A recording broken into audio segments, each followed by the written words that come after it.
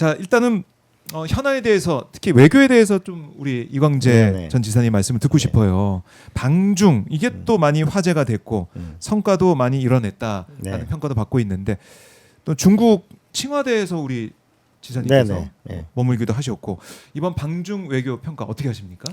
저는 올해는 그 동북아에 새로운 신질서가 생긴다고 봅니다. 네. 먼저 우크라이나 종전이 일어나게 되면 저는 트럼프 대통령과 푸틴 대통령이 결국은 북극의 협력을 합의하게 될 그러면은 북극 항로가 열리려면 북쪽에 북한 앞에 앞바다가 열려야 되잖아요. 그렇죠.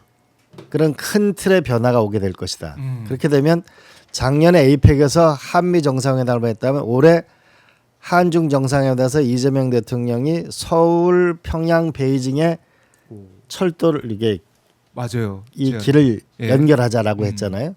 그러면 저는 이재명 대통령도 남북 대화를 저는 포석에 두고 있는 거라고 저는 생각합니다. 예. 그런 면에서 저는 또한 이 남북 문제를 풀기 위해서는 한미 간의 문제도 중요하지만 한중 간의 문제도 잘 푸는 것도 필요하다. 이번에는 저는 좋은 회담이었다. 연초에서 그렇게 생각하죠.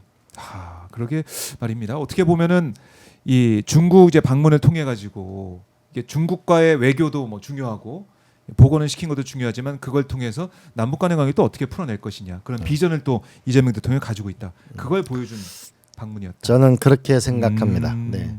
왜냐하면은 예, 4월 달 되면은 그 미중 정상회담이 열리지 않습니까? 베이징에서. 그렇습니다. 그리고 2월 달에는 구정 춘절이고요. 음, 그다음에 3월 달에는 그 베이징에서 별도의 큰 양회라는 정치 행사가 있기 때문에 시간이 없어요. 네. 그러니까 잘 선택한 거라고 저는 생각합니다. 아, 이 연초에 잘 선택을 했다라는 거. 그리고 이번에 뭐 샤오미 셀카가 우리 국내뿐만 아니고 중국에서는 난리더라고요. 저는 이재명 대통령의 실용주의 외교가 빛나는 거였다고 보는데 지난번 트럼프 대통령을 만났을 때는 트럼프 타워를 북한에 세우시죠라고 하고 그 피스메이커가 되세요. 저는 페이스메이커가 되겠어요라고 해서 미국이 원하는 거를 분명하게 했다는 점 하나 하고 네. 또 하나는 중국 사람들이 볼 때는 야, 삼성전자 같은 걸 왜 우리가 못 만들까라고 하는데 샤오미를 가지고 한 거는 한중 간의 기술 협력 부분을 해나가자라는 메시지를 분명히 준 거라고 저는 생각합니다. 그런 상대에 대한 것까지. 배려. 배려. 외교의 기본은 상대에 대한 배려의 시작이라고 봅니다. 그래요. 외교라는 게 일방적으로 우리가 다 얻는 것만 있는 게 아니고 주고받기를 하는 것인데 상대가 또 원하고 바라고 이런 걸 또 이재명 대통령이 캐치를 해가지고 샤오미 셀카를 보여줬다. 이건 참 대단한 전 것 실용 외교라고 실용 외교. 생각해요. 국익 중심의 실용 외교를 보여주고 있다. 그리고 오늘은 또 일본으로 네. 출국했습니다. 이재명 네. 대통령 나라현에서 한일 정상회담 네. 진행됐는데 이거는 뭐- 저희가 주말에 그 일본을 갔다 왔거든요. 그러세요? 일본의 주요 인사들을 만나고 왔는데 네. 일본에서 이렇게 평가하더라고. 그 나라현이 이제 다카이 총리의 고향이잖아요. 사실 정치인에게 제일 중요한 게 고향이고 선거구인데 그렇죠. 거기를 방문해 주는 것 자체가 네. 충분한 일본에 대한 배려다. 그렇잖아요. 장소 만약에 자체가- 제가 고향에 제 지역구에 예. 정상이 온다면 엄청난 행사잖아요. 그렇죠. 그 지역 주민들도 막 들뜰 그렇죠. 거고요. 그리고 그 일본이 이제 중연을 해산하고 선거를 결정했거든요. 다카이 총리가 지지도가 높을 때 결판을 내겠다 이런 결정을 내린 시점에서 네. 굉장히 의미 있는 방문이라고 보고요. 여기서 제가 가 보니까 가장 필요로 하는 거는 AI 협력이에요. 한국과 일본과. AI 협력. 예. 오. 그래서 저는 이렇게 일본 지도자들에게 설득을 하죠. 예. 여러분 그 한국하고 일본이 1년에 그 디지털 적자가 얼마인지 압니까? 한국 같은 경우에는 매달 17만 6천 원을 냅니다. 그래요. 뭐냐 하면은 왜요? 유튜브 내죠. 아. 페이스북 내죠. 예. 그다음에 클라우드 값 내죠. 네. 챗GPT 값 내죠. 그다음에 구글 제미나이 쓰죠. 이렇게 되면은 엄청난 돈이 미국으로 가는데 그게 미국의 빅테크로 가는데 결국 우리 같은 경우에는 세금도 제대로 못 받고 있잖아요. 그렇죠. 이때 AI가 저는 거의 지금 너무 미국 중국이 질주하는데 한국 일본이 합치면 한 2억 명 정도 되잖아요. 근데 우리가 일본보다 AI 협력이 앞서 있잖아요. 그럼. 여기서 우리가 AI 협력을 과감하게 해나갈 필요가 있다는 거 하나. 두 번째는 일본 가니까 거리마다 우리는 지금 거리마다 임대 이런 게 빈 가게들이 많은데 일본은 지방은 좀 어렵지만 수도권은 비교적 그런 게 없고 사람들이 넘쳐나더라고요. 왜 그런가 보니까 외국인 관광객이 4천만이 오는 거예요. 그러니까 외국인 관광객 오면은 주로 지방이나 다니면서 소상공인들 뭐 밥도 먹고 스시도 먹고 할 거 아닙니까? 네. 그래서 한일 간의 겸지 협력이 많아지게 되면 우리한테 세계적인 안전한 나라에서 관광객을 우리가 네. 캐디언 이번에 아카데미상 좀 받을 거라고 보는데 저거 골든. 예, 예. 상을 받게 되면 예. 한국이 훨씬 더 외국인 관광이 많아지면 지금 자영업자 하시는 분들한테 조금 네. 더 도움이 되지 않을까. 그런 면에서 저는 이번에도 그 경제 협력, AI와 관광 협력 더하기 또한 남북 문제도 중요하죠. 왜냐하면은 그 고이즈미 총리의 후회를 라고 자처하고 있잖아요. 네. 근데 남북 협상을 한 당사자가 고이즈미 총리거든요. 그런 면에서 또한 남북의 진전된 부분에 자락을 자꾸 까는 거죠. 저는 그러한 중대한 이 기틀을 놓고 있다 이렇게 네. 보죠. 그 지금 중국하고 일본 사이가 굉장히 안 좋은데 네. 그 사이에서 우리가 또 외교를 하면서 중국 입장에서는 또 우리를 중국 편으로 끌어들고 싶어하고 일본 또 일본 입장에서는 우리를 일본 편으로 끌어당기고 싶어하고 우리가 외교만 잘하면 얻을 수 있는 건 다 얻을 수 있겠다는 생각도 들고요. 그런 거죠. 이제 미국도 한국이 필요하고 아하. 과거의 일본 공략이 아니니까 예. 러시아는 가장 한국이 필요하고 왜냐하면 북극 항로가 올려는 직접적인 한국이 파트너이고 그렇잖아요. 중국도 한국이 필요하고 네. 일본도 한국이 필요하고 그래서 그러나 결국은 우리의 실력 문제죠. 대만을 지키는 건 TSMC라는 반도체잖아요. 네. 전 세계의 반도체, 자동차 그렇잖아요. 그다음에 이렇게 문화적인 힘, 네. 이 모든 걸 다 가지고 있는 나라는 미국하고 지금 미국도 조선 사람이 없잖아요. 그렇죠. 우리가 필요하죠. 네, 우리가 그런 필요하죠. 면에서 이 우리 한국의 위상을 확고히 실력을 가지면 네. 우리가 이 위기를 넘어갈 수 있다. 우리가 독일 같은 경우가 비스마르크 시절하고 콜 수상 시절 두 번에 걸쳐 가지고 주변 국가들의 견제를 뚫고 통일을 두 번이나 이루었잖아요. 네. 적어도 통일은 먼 훗날 이루어지더라도 남북의 긴장 관계를 없애고 평화와 번영. 이 평화는 경제를 일으키는데 기초라고 볼 수 있잖아요. 그죠? 이제 외교가 이루어지고 있는 가운데 이게 다 남북 관계 개선, 남북 평화, 한반도 평화 여기에 또 연결이 돼 있다. 이 말씀 들어보니까 이재명 대통령의 행보 하나하나가 또 이게 쉽게 볼 수 있는 행보가 아니네요. 말씀 네. 들어보니까. 저는 작년에 에이펙을 치르게 되면서 이 불법 계엄 때문에 우리나라 신인도가 형편없었던 거를 전 세계 정상을 모아서 잘했잖아요. 네. 이제 거기 에이펙에서 거둔 거를 이제 중국, 음흠. 일본, 3월 달엔 또 인도거든요. 인도. 그렇게 해서 인도라는 게 또 중국 다음으로 큰 미래잖아요. 그렇죠. 그렇게 해서 세계적인 운동장, 지구 전체를 운동장으로 쓰는 대한민국 외교의 지평을 만들어야 경제가 살잖아요. 그래 경제 말씀하셨는데 자 이재명 대통령이 통합과 뭐 실용, 국익 중심의 외교를 하고 있는 가운데 코스피도 연일 뜨겁습니다. 오늘도 아까 보니까 제가 잠깐 봤더니 오르는 수치였는데 올랐네, 오르고 있네요. 4,660선 코스피 보니까.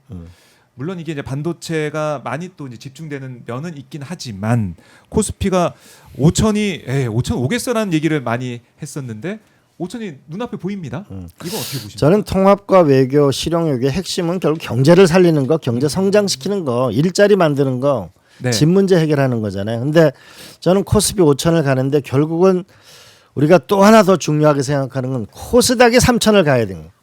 코스닥이 왜냐하면 예. 미국의 나스닥이 미래잖아요. 음. 김대중 대통령 시절에 IT 벤처가 약 4만 개 이상 만들면서 네. 위기를 넘어갔거든요. 지금은 AI라는 영역에서 우리가 다시 한 번에 코스닥에서 바이오에서 코스닥에서 3,000을 만들어야 미래가 탄생하는 거거든요. 저는 스타트업과 벤처에서 미래가 나오는 거거든요. 그렇네요. 예. 말씀 들어보면. 왜냐하면 미국의 지금 미국의 증권 시장을 보게 되면 상위 20%를 보게 되면 전부 새로 나온 겁니다. 그래요. 근데 우리는 네이버, 카카오, 셀트리온 외에 새로 나온 게 없어요. 음흠.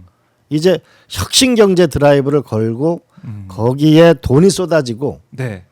이제 서학개미보다는 한국의 기업 벤처 예. 기업이 주식 시장이 화랑이 될 때 대한민국 경제가 돌아가고 환율도 안정된다. 저는 가장 중요한 거는 국민의 먹고 사는 문제, 경제라고 봅니다.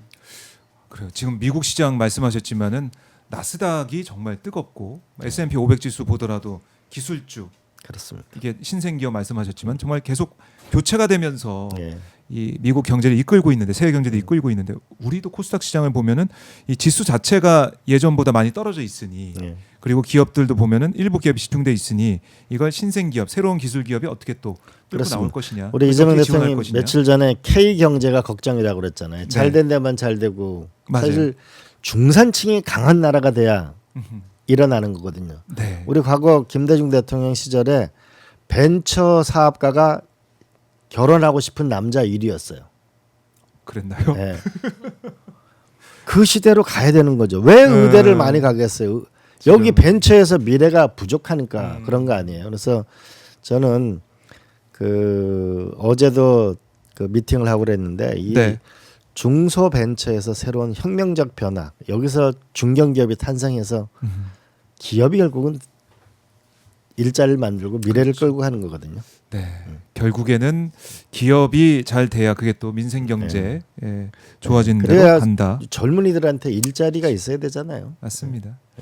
특히 또 이재명 대통령의 5극 3특 이 이제 비전을 계속 제시하면서 또 대전 충남 통합 또 광주 전남 통합 가시권에 들어와 있는 거 아니겠습니까? 예. 이런 지역 균형 발전 이 비전에도 우리 이광재 전 지사도 많이 동의를 하실 것 같아요. 그렇죠. 광주 전남 통합, 뭐 대전 충남 통합도 중요하지만 음. 그건 그거대로 가고 강원도는 수도권 2천만하고 순환 철도망을 연결하면 네. 이게 이제 3년 뒤면 분당하고 원주하고 강원도하고 연결되거든요. 그러면 이 신경제가 일어날 수 있죠. 신경제가 일어날 수 있다. 지금 유럽이 예. 20년 전엔 미국하고 비슷했어요. 음. 근데 유럽이 완전히 무너져 버렸어요. 왜 그럴까요? 왜냐하면 AI라는 신경제, 플랫폼 경제에 유럽의 플랫폼이 하나도 없잖아요. 그렇네요. 다 미국 거 쓰고. 그래서 우리도 지금 정말 걱정해야 됩니다. 디지털 적자가 1년에 27조 원이나 됩니다. 네.